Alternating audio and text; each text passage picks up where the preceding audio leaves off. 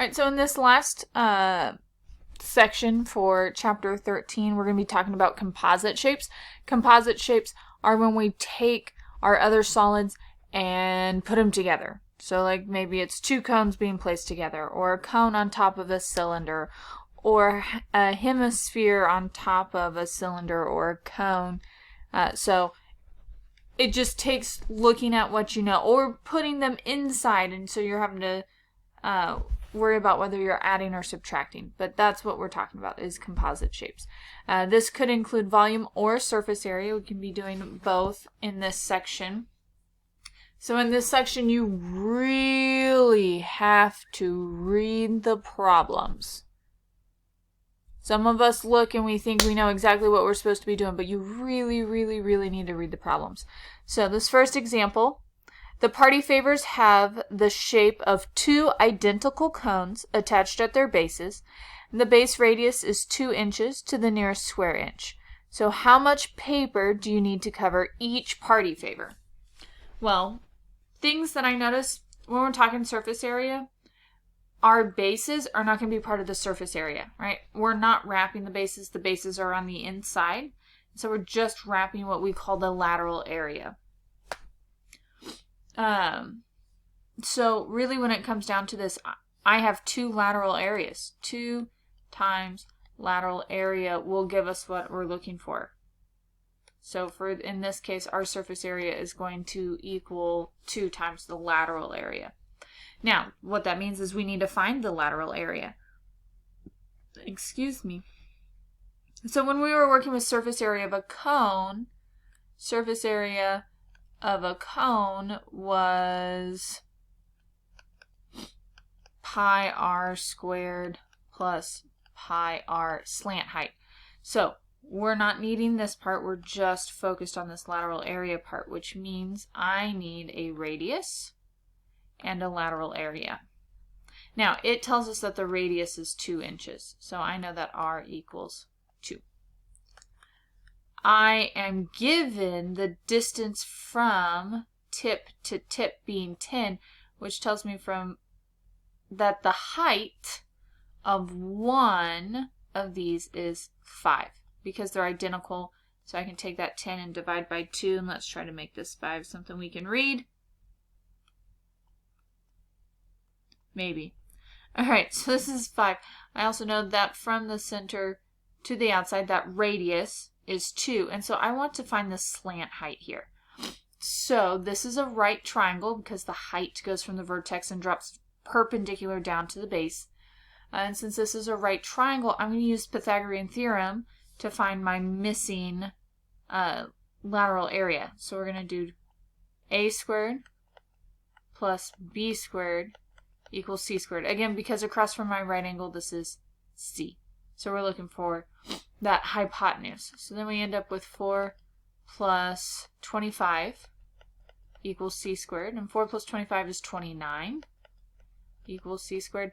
And then to get c, we would take the square root of both sides.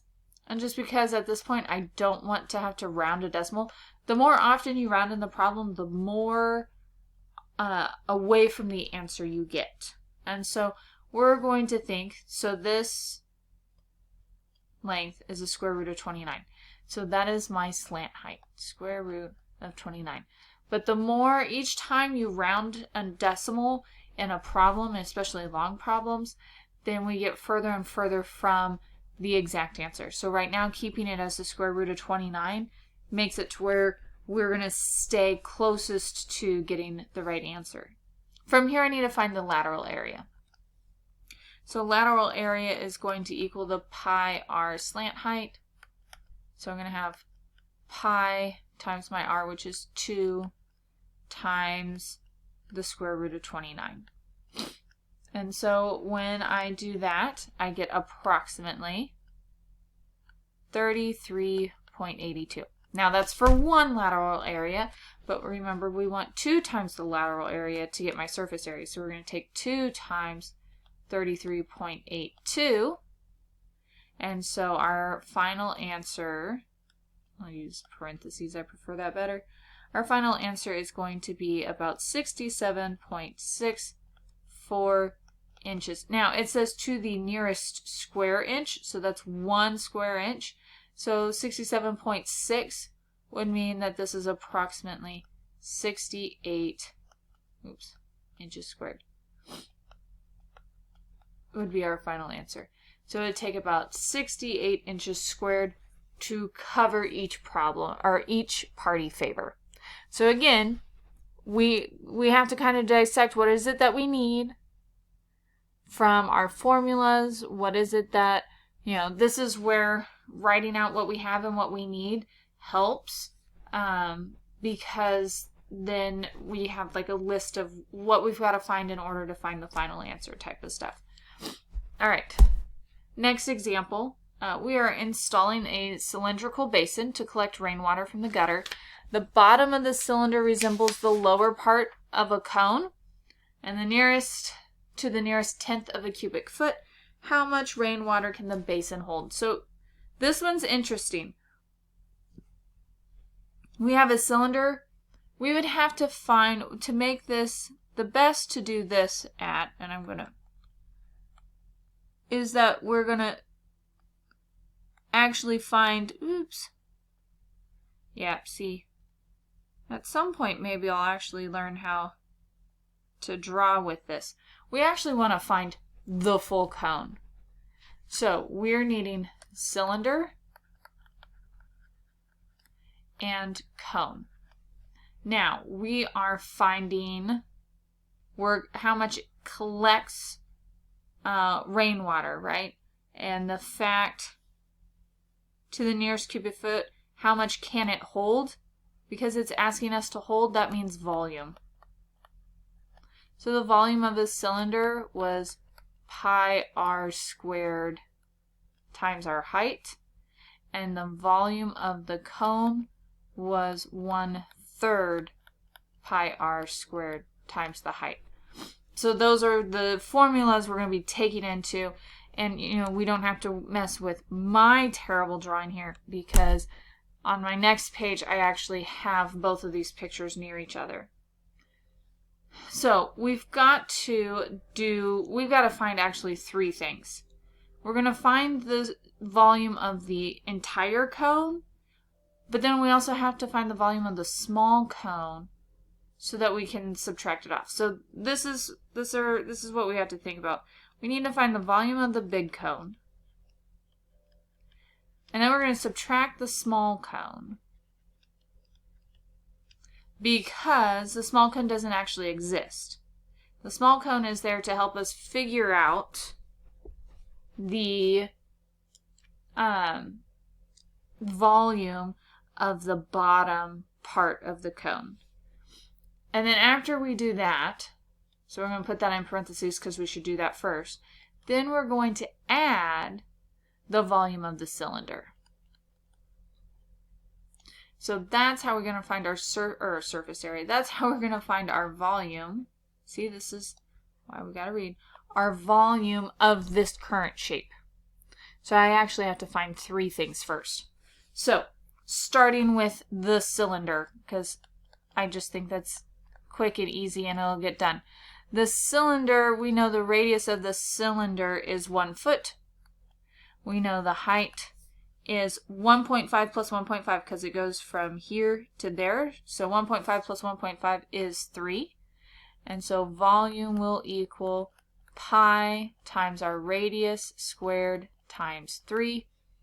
And so from there we get 3 pi, which is approximately 9.42. So I can kind of plug that in here, right?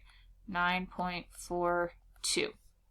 All right, now from here, I'm going to go ahead and find the small cone. It doesn't really matter what order. Once you know how you need to find things and plug them into, it doesn't matter which order you find them in. So small cone, I know that the radius of the small cone is also 1, and that its height is 1.5. And so then when I do my volume for the small cone, I'm going to do 1/3 pi times r squared, so 1 squared times our height, 1.5. And from here, we will multiply. So 1 squared is 1 times 1.5. So I get 1/3 times 1.5 times pi. And 1.5 basically divided by 3, 1/3 times 1.5 gives us 0.5 pi, which is approximately 1.57. So I'm going to add that. Here's this set of parentheses. I'm going to add for the small cone 1.57. Now I need to find for the big cone. So for the big cone, our radius is 2 feet. So we have a radius of 2.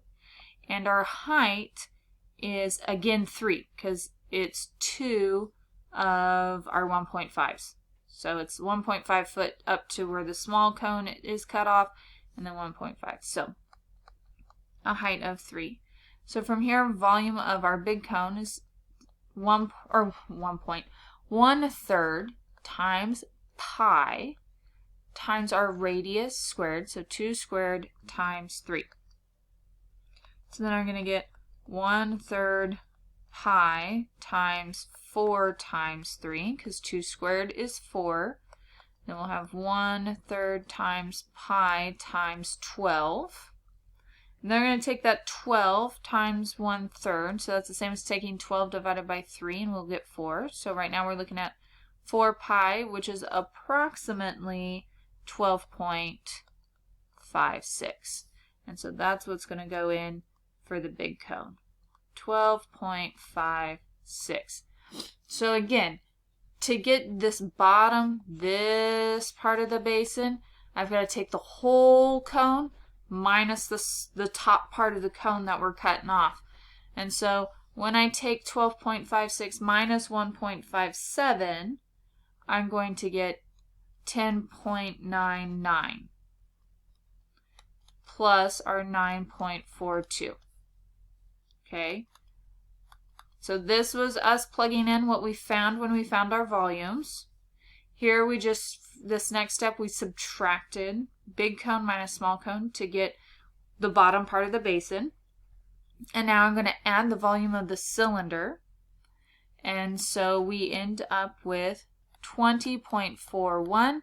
If we go back to the directions, it says to the 10th. So we want 1 decimal place, which means that this is approximately 20.4 feet cubed, because we're talking volume.